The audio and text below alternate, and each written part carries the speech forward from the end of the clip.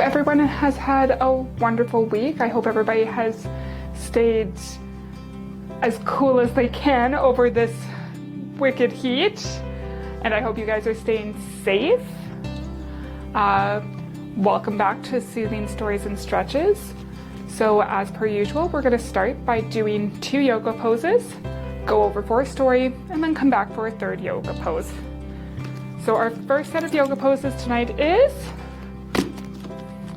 turtle pose and bridge pose. So because we want to be balanced, we are doing 2 poses in a set. So with turtle pose, sit down with your legs in front of you, slightly bent. Lean forward and slide your hands under your knees to hold the inside of your ankles. Try to touch your forehead to your feet while breathing deep. So with this one, we're just going like this, leaning down, and we're holding this for a count of 10. And 1, 2, 3, 4, 5, 6, 7, 8, 9, 10.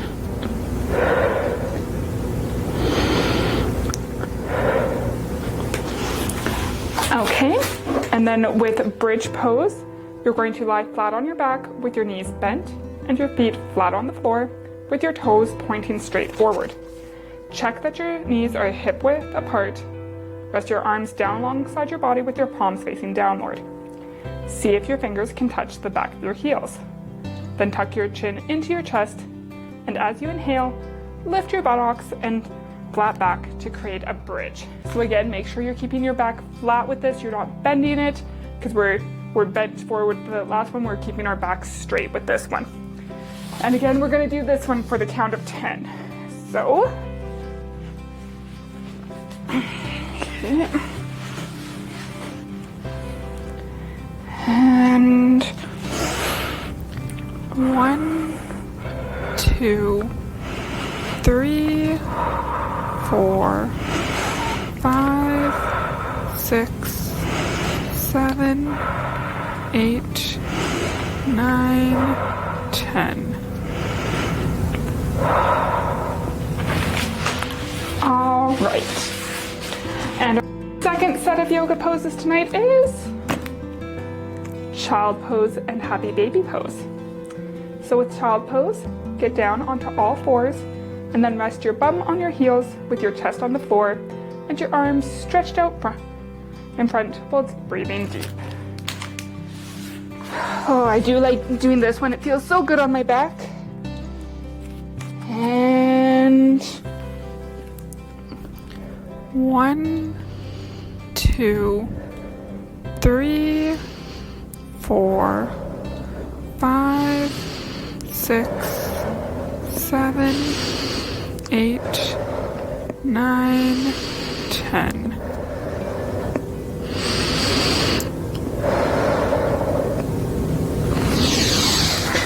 All right. And then with happy baby pose, start on your back with your knees bent and grab a hold of your feet. Slowly pull your legs in, getting a great stretch. From there, you can rock or sway a little bit and act a little bit silly.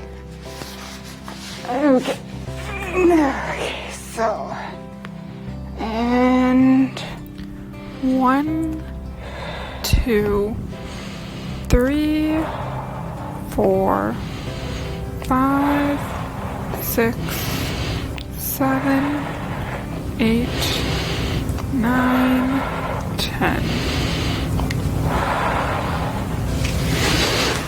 All right. Let's do one more round of deep breathing before we head over for a story, just to calm us back down. Remember to sit up nice and tall. Breathe in through your nose, out through your mouth. Ready?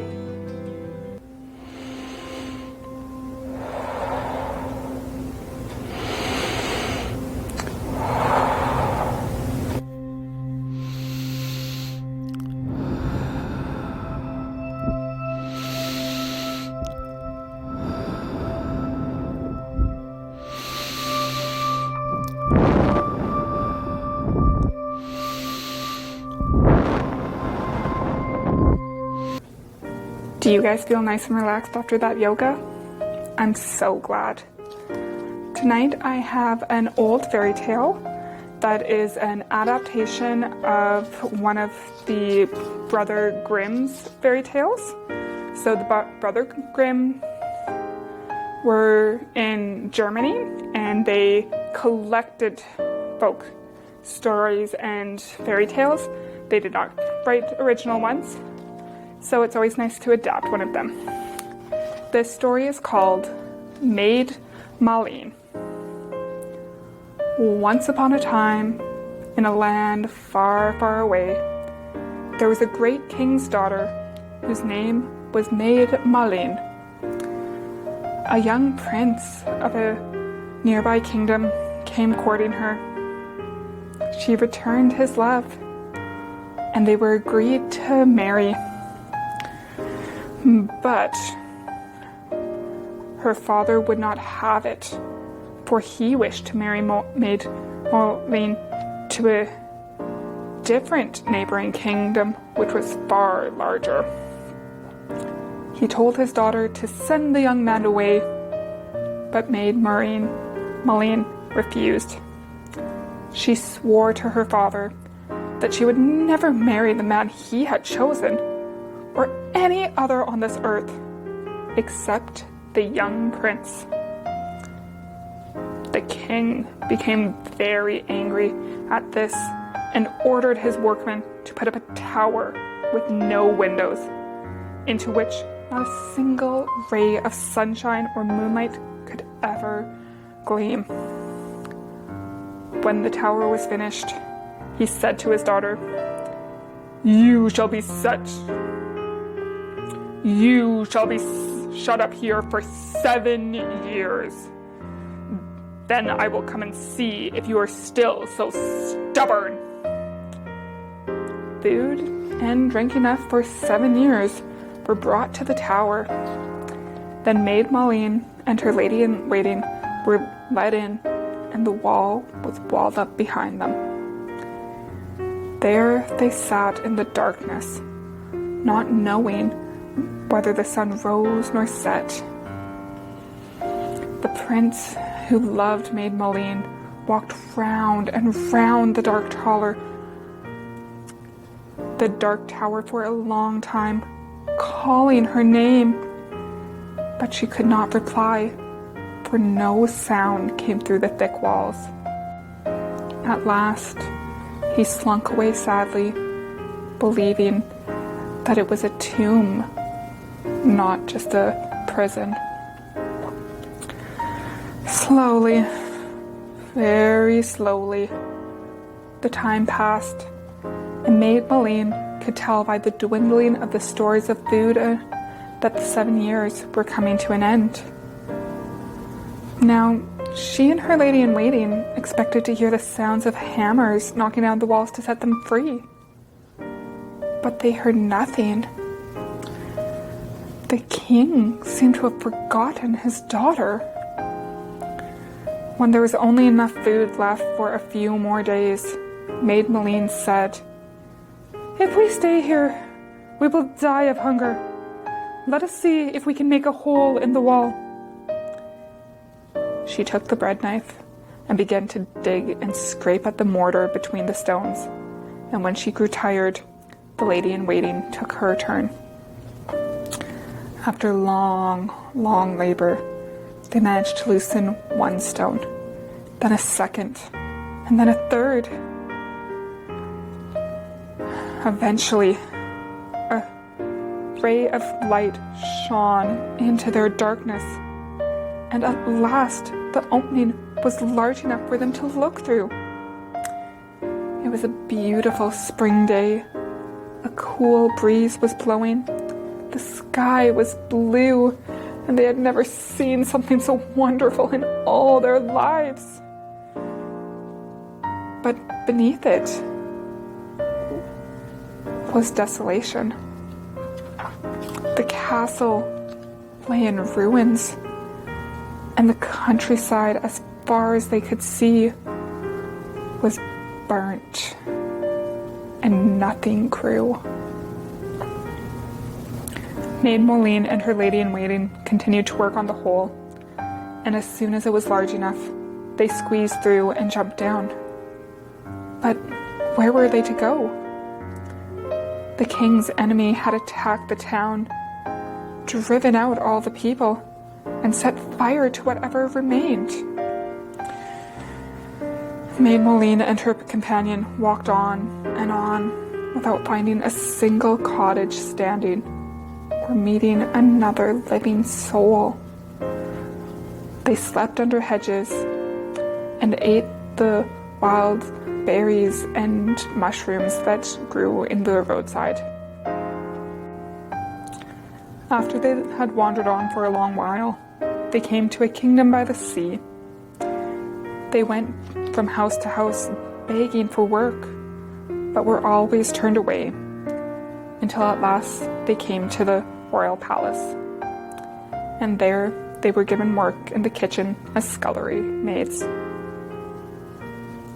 Now, it happened that the son of the king of the land was the young prince who loved Maid Maleen. For 7 years he had mourned her and refused to marry.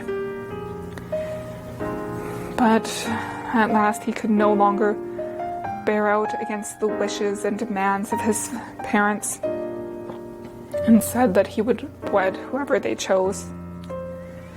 And they had found him a princess who had great riches, but was as ugly as heart as she was as face.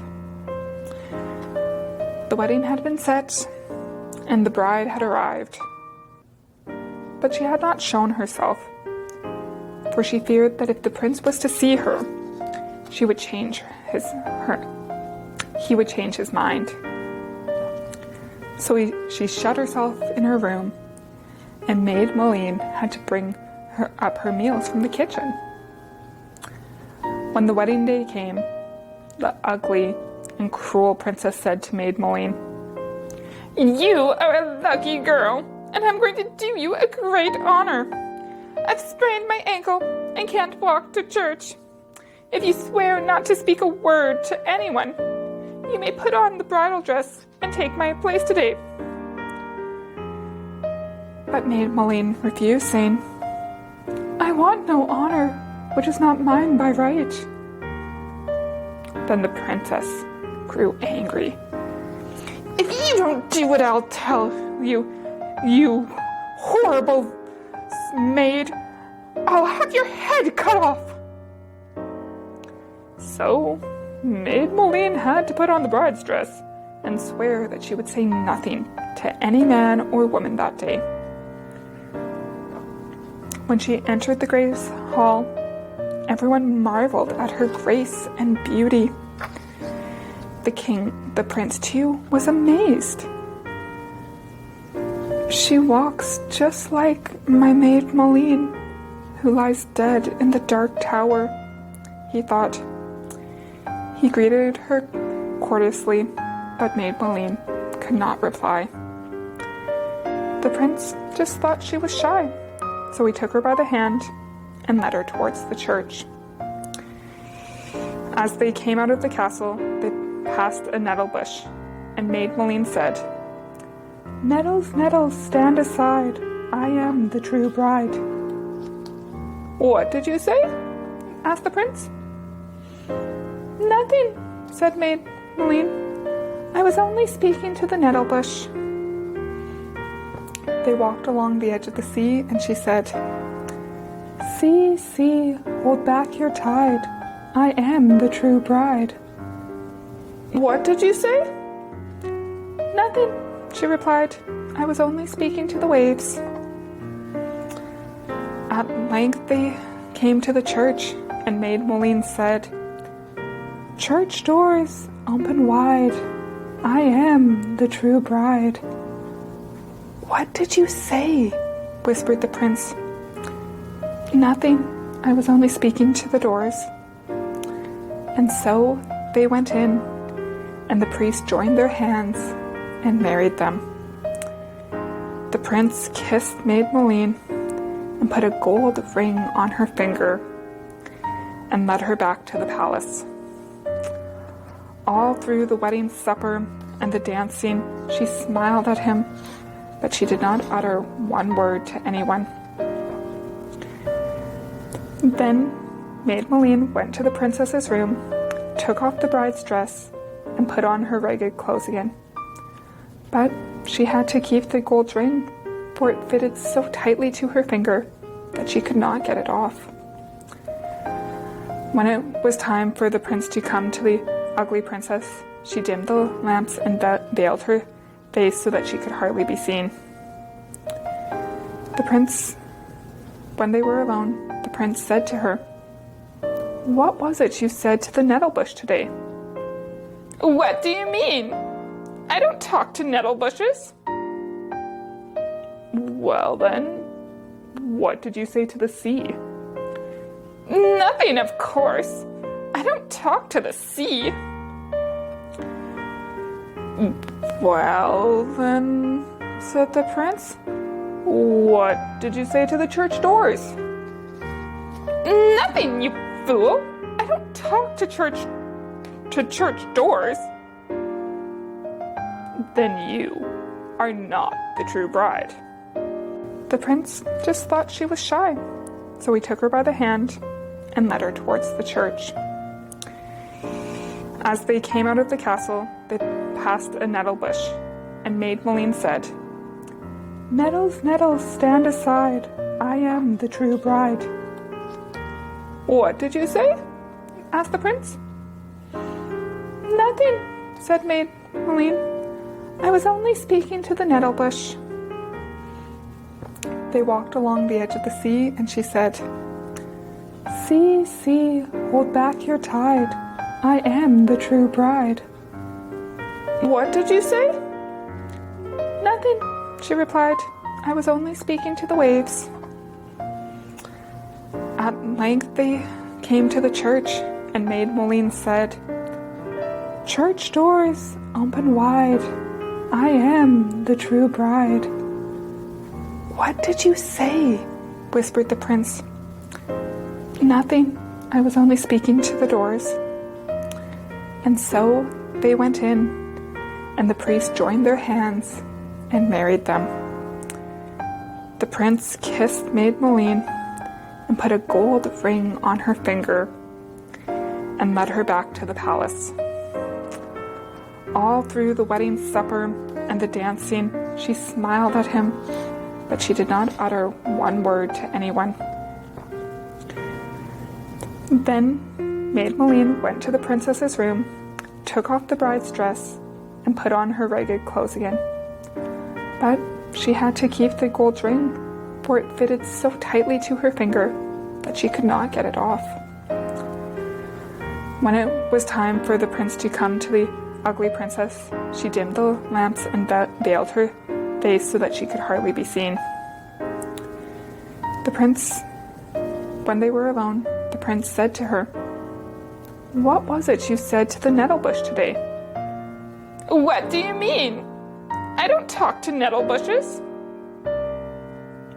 Well then, what did you say to the sea? Nothing, of course. I don't talk to the sea. Well then, said the prince, what did you say to the church doors? Nothing, you fool. I don't talk to church doors. Then you are not the true bride. The prince embraced Maid Moline with great joy and ordered that the ugly and cruel princess be sent home to her own land. And he and his true bride lived together in the kingdom by the sea for the rest of your lives. The tower where Maid Moline had been imprisoned remained standing for many years. When the children passed it, they sang, Sunflower, moonflower, who sits in the tower? Within there sits a princess fair. Nobody can see her there, no hammer can break down the wall. No storm will make the tower fall. Oak tree, willow tree, come and follow after me. And they all lived happily ever after. The end. So, I think there's a reason why Disney hasn't done this one as a movie yet. But I hope you enjoyed something that you may not have heard before. Let's go over and do our last set of yoga poses before we say goodnight. So, what did you guys think of that story? It is an old fairy tale and a little bit different, not a common one, but I hope you enjoyed. Our last set of yoga poses for the night is butterfly and cosmic egg. So it makes much more sense to start with cosmic egg because the egg goes into the cocoon goes into the butterfly. So with cosmic egg, start seated and bring your knees together, hugging them to your chest, wrapping your arms around your legs to hold. Lift your feet off the ground as you lean back slightly to find balance. Keep your back straight and roll your shoulders back and draw the shoulder blades down while keeping your gaze forward. So, my knees, bring them up to my chest. Gonna lean forward so I can wrap my arms around them and lean back. 1, 2, 3, 4, 5, 6, 7, 8, 9, 10. All right. And with butterfly pose, while sitting down, put the flaps of your feet together and put your hands on your feet. Your legs and arms make the butterfly wings. Gently move them while breathing deep. So one set of butterfly wings and the other. And 1, 2, 3, 4, 5, 6, 7, 8, 9, 10. And namaste. I hope everybody has a great rest of your night and this helps you drift off to sleep. Let's do one more round of deep breathing just to fully relax us. Remember to sit up nice and tall and breathe in through your nose, out through your mouth. Ready?